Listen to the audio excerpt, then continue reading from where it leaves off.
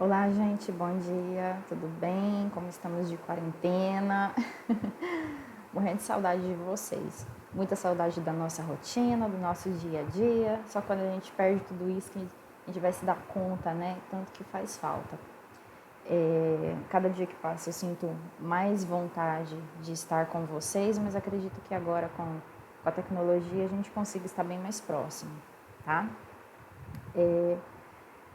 Bom, começando, vou falar um pouquinho sobre essa pandemia, tudo que a gente está vivendo agora. Tive a oportunidade de conversar com vocês pessoalmente na última semana de aula presencial, né? É um conteúdo que a gente viu recentemente, então vocês já sabem, né, como que funciona a estrutura de um vírus, né? Que ele precisa de uma célula para sobreviver e por isso que ele acaba nos causando mal, porque ele é um parasita obrigatório, porque ele necessita das células para conseguir reproduzir dentro delas. Como ele utiliza as nossas células, ele acaba matando elas, então a gente acaba sentindo esses sintomas. Assim como todos os vírus, não tem como a gente desenvolver um remédio, digamos assim, para matar ele ou simplesmente para a pessoa não ter.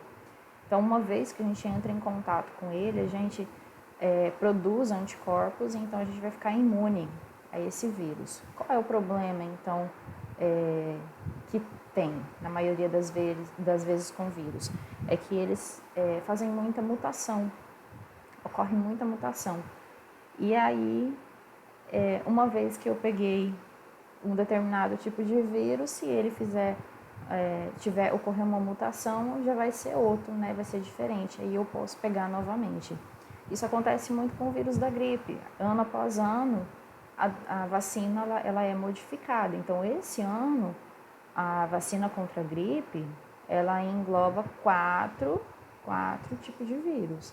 Tá? Do ano passado, foram 3.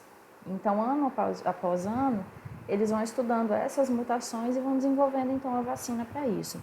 A nossa esperança é que tenha vacina logo, em breve, para o corona. Mas a gente também tem que entender a situação que estamos vivendo nesse momento, aceitar, ter muita fé e não desanimar, né? Acho que a gente tem um monte de opções aí para ter aula, tem muitos aplicativos, tem internet, então a gente vai conseguir aí se manter próximo e continuar com os estudos, ok? Então, minha dica, quem puder, fique em casa. Se não puder, se tiver que ir trabalhar com os devidos cuidados, usando máscara, agora é decreto, né? Tem que usar. Higiene das mãos, lavar as mãos com sabão, detergente, porque ele mata os vírus. E o álcool em gel ou álcool líquido também 70%. Por que 70%? Porque a água, 30% de água nesse álcool, ela consegue uma maior eficiência para passar pela parede celular. Na verdade, pela parede da membrana, né, desse vírus ou da célula que ele se encontra. E aí consegue uma maior eficiência para matar ele, tá? Basicamente é isso. Então hoje eu vou falar para vocês não de vírus, né? Porque vírus a gente já viu, é um conteúdo que vocês já viram, mas sobre fungos. Eu pretendo não estender muito. Esses slides eu vou disponibilizar para vocês, tá? No mural. Na verdade, em atividades, né? Como material. Mas vocês podem assistir videoaula quantas vezes quiser e podem mandar questões. A gente vai fazer também uma videoconferência pelo Meet. Então a gente vai se ver com frequência, tá? Segue o horário de aula normal. Eu vou só diminuir aqui a minha imagem, tá? Fica bem pequenininha para passar os slides então para vocês, ok? Então, vamos falar um pouquinho hoje sobre fungos. E aí eu coloquei os líquens também associados, tá? Então, qual é a principal função dos fungos? A gente vai ter aí uma importância ecológica muito grande, que é a decomposição. Quem são os decompositores? São os micro-organismos, na maioria das vezes os fungos, também algumas bactérias, tá? Que vão degradar a matéria para tornar ela em partículas menores, digamos assim, para ser reabsorvida ou reassociada no ambiente, tá? Então, a decomposição ela é fundamental para que ocorra o ciclo na cadeia alimentar, tá? E aí vamos a algumas características. Começo, eucarionte, o que significa isso? Eles possuem um núcleo organizado delimitado pela carioteca, assim como a gente. Diferente de quem? Diferente das bactérias. As bactérias elas são procariontes, então elas não têm essa carioteca delimitando esse DNA dentro da célula, tá? Então não tem núcleo. Aqui os fungos eles já possuem núcleo, tá? São uni ou pluricelulares, vai depender muito da classificação deles. Eles possuem uma parede constituída de um polissacarídeo, que é a quitina, tá? Que vai tornar eles um pouquinho mais resistentes, dá uma resistência a mais. E eles têm uma característica na estrutura que ela é fundamental, que é o que vai classificar eles muitas vezes, que são as hifas. E a gente vai ter, então, essas hifas, que são células, se aglomerando. Então, quando essas hifas se ajuntam, digamos assim, elas formam o micélio. O que é o micélio? O micélio nada mais é do que o corpo desse fungo, tá? São heterótrofos, são aclorofilados. E o que significa isso? Eles não conseguem produzir seu próprio alimento, não realizam fotossíntese, tá? Não tem clorofila, que é a pigmentação. Possuem glicogênio como carboidrato de reserva. A maioria são saprófitas. O que significa isso? Se alimentam de matéria orgânica, por isso, que são os decompositores, tá? Na cadeia. Eles têm uma digestão extracorpórea e vão se nutrir por absorção. Então, eles conseguem absorver todos esses nutrientes do meio em que eles se encontram, tá? E conseguem digerir, então, esse material. Para ocorrer o desenvolvimento dos fungos, eles necessitam, na maioria das vezes, muita umidade. Por quê? Porque eles fazem essa absorção. Então, um ambiente úmido e, na maioria das vezes, também quente, eles vão ser propício para a proliferação desses indivíduos. E algumas vezes eles acabam causando até doença para os seres humanos, para as plantas, para os animais, dependendo muito do meio em que eles se encontram, tá? Como eles acabam causando doença, eles são considerados parasitas. Eles vão se beneficiar, digamos assim, do nosso material. Muitas vezes, um fungo clássico que a gente pode citar aí é a candidíase, né? A cândida, que acaba causando a candidíase, que é uma doença nos órgãos genitais, porque tem o quê? Um aumento da quantidade de fungos nessa região e eles começam a se alimentar, então, principalmente dos carboidratos que estão disponíveis aí na nossa região genital, tá? Eles fazem reprodução tanto assexuada como sexuada, e aí vai depender muito da classificação deles, da espécie.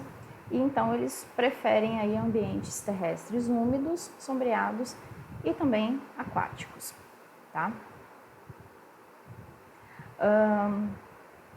Aqui, alguns tipos de relações, interações que eles fazem. O parasitismo, como eu já citei, o comensalismo e o mutualismo. E aí a gente entra o quê?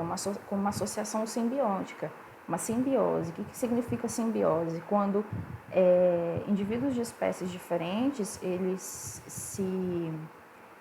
necessitam um do outro para sobrevivência, mas eles não causam nenhum mal. Eles têm uma associação harmônica e aí acabam não causando mal.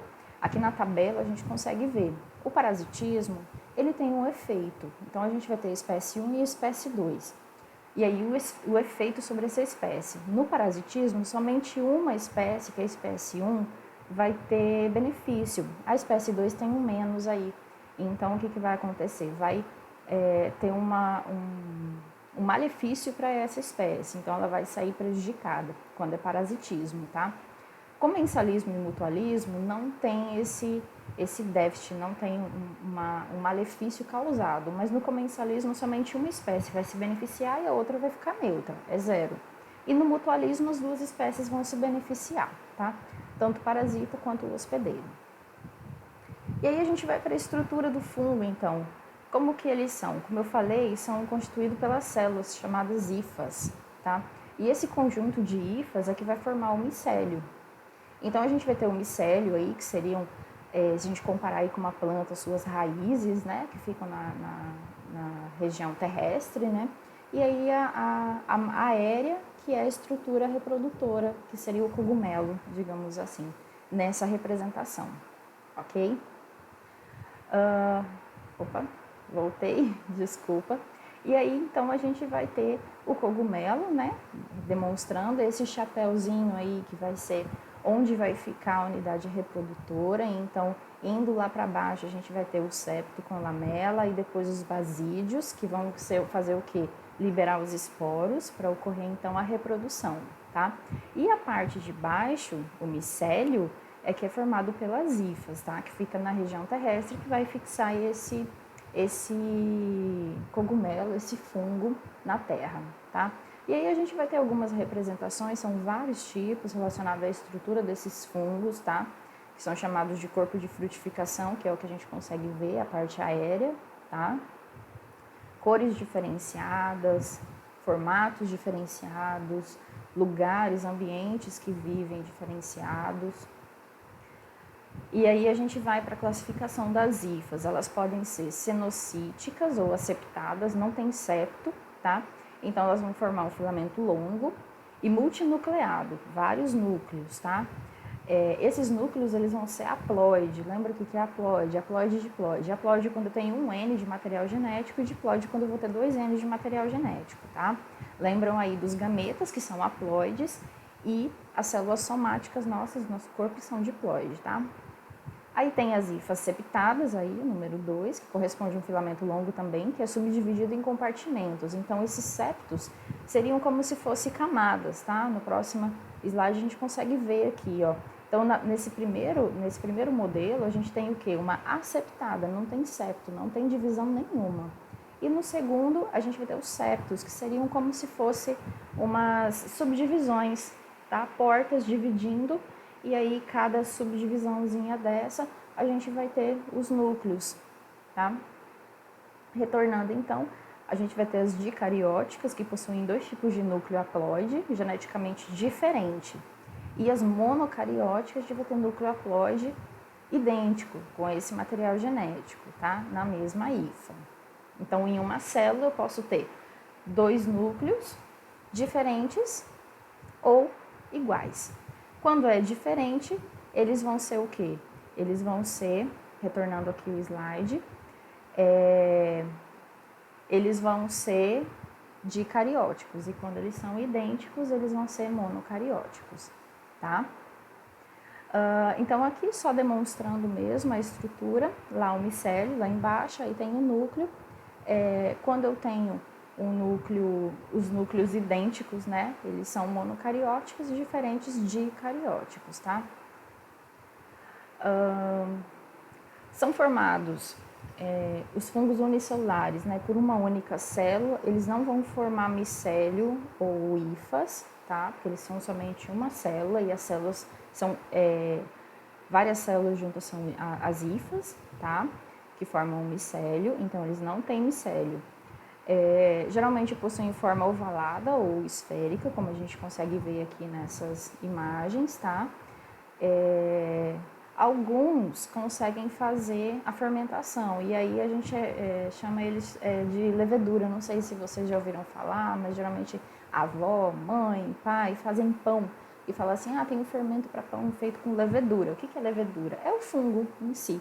Tá? Então, o fungo, eles fazem fermentação e são utilizados aí na alimentação e também na indústria de bebidas, principalmente alcoólicas, tem a fermentação láctea também, tá? Reprodução assexuada por brotamento. E aí, gente, o que eu quero mostrar para vocês aqui é que a gente tem alguns grupos de fungos, tá? São 5 grupos. Como a gente já está em 15 minutos de aula, eu vou apresentar rapidamente para vocês, tá? No grupo de vocês, no livro de vocês, tem todos esses grupos, tá? Descritos certinho, todas as características, formas de reprodução. E aí eu quero que, se vocês tiverem alguma dúvida, mandem para mim, tá? A gente vai fazer uma videoconferência e aí vocês vão anotando e a gente tira essas dúvidas. Então agora eu vou apresentar brevemente para vocês, ok? Então vamos lá. O primeiro grupo, os mixomicetos. Elas vão ser os fungos verdadeiros. Tem uma filogenia relacionada a diferentes protistas, mais amebas, tá? Aqui a gente tem a representação deles. O segundo, os omicetos, eles vão ter um micélio unicelular, tá? Então, diferente do anterior. Não tem quitina, porque eles não têm a estrutura corpórea, não precisa ser firme, tá? Os zigomicetos, aqui a gente vai ter vários tipos de zigomicetos sendo representados. Eles não formam corpo de frutificação, não monofiléticos. São pluricelulares, eles possuem hifas e micélios, mas são aseptadas, tá? São terrestres, eles se alimentam de matéria morta. E aí a gente vai ter o representante, o bolor preto do pão. Quando aparece aquele bolorzinho preto no pão, gente, significa que todo o pão já está contaminado com fungo. Então não resolve tirar só aquela partezinha e comer o restante. Tudo já está contaminado, tá? Pode fazer muito mal pra gente. Aí a gente tem o fungo do morango também, né? Aqui é a reprodução, soltando os esporos, formando micélio, e esse micélio vai gerar um novo corpo de frutificação, tá? Lá na forma assexuada. Aqui na forma assexuada a gente vai ter o quê? A presença de gametas, tá? Feminino e masculino, que vão se unir e vão formar um zigoto, aqui o zigosporângio, tá? E aí ele vai, através da meiose, gerar esporângios e soltar esses esporos que vão se encontrar e vão fecundar e tudo de novo. É assexuada, tá? Aqui a representação dos rascomicetos, uma forma um pouquinho diferenciada, né? Parece um copinho. Os rascomicetos são uni ou pluricelulares. Os pluricelulares vão formar o corpo de frutificação. Os unicelulares vão ser representados por algumas leveduras. Alguns vão ser comestíveis, como a gente vai ter os cogumelos, né? Que são comestíveis, né? Vamos lembrar aí, são fungos. Alguns são utilizados na indústria de bebida alcoólica, e aí a gente tem algo interessante, o representante. A gente vai ter as trufas, são utilizadas na culinária, a gente vai ter antibiótico, que é a penicilina, e aí tem lá no mural de vocês, tem um artigo, uma matéria falando sobre a descoberta da penicilina, que eu quero que vocês deem uma lida, tá? A gente vai ter produção de queijo, de vários tipos de queijo, de bebida alcoólica e também de fermento, tá? Utilizado no nosso dia a dia. Aí a gente vai ter a reprodução assexuada por brotamento em levedura, a reprodução sexuada, que a gente vai ter aí, então, a união dos gametas, tá? Depois eu quero que vocês deem uma olhada, e aí a gente tem a geração de esporos, tá? Aqui alguns representantes de base de omicetos, que é o quinto grupo. Esses, a gente vai ter o corpo de frutificação, que são chamados basidiocarpos, que são conhecidos como cogumelo pra gente, tá? Possuem hifas septadas, lembram do septo. Alguns vão eliminar uma substância mal cheirosa para atrair alguns insetos, e aí eles vão utilizar esses insetos para dispersar os esporos para ocorrer então a reprodução, tá? Alguns deles, que é o caso desse branco e vermelhinho aí na parte superior esquerda do slide, bem acima da minha cabeça, eles vão possuir substância alucinógena, tá? Então não é todo cogumelo que vai ser um alucinógeno. Então essa espécie em específica é que vai ser. Ela é muito utilizada em rituais indígenas, religiosos, e tem pessoas que usam mesmo para dar um grau, tá? Particularmente eu nunca nem vi, nem sei se tem na nossa região. E também são muito utilizados na gastronomia, os que não são alucinógenos, né? Que é a segunda espécie aí, ó, comestível, conhecida como champignon, tá? Aí a reprodução sexuada também, formação de gameta, os esporos. Aí libera os esporos, eles se encontram, ocorre a fecundação e aí forma-se então as hifas, que vai formar o micélio e o corpo de frutificação, ok? E aí a gente vai ter os líquens.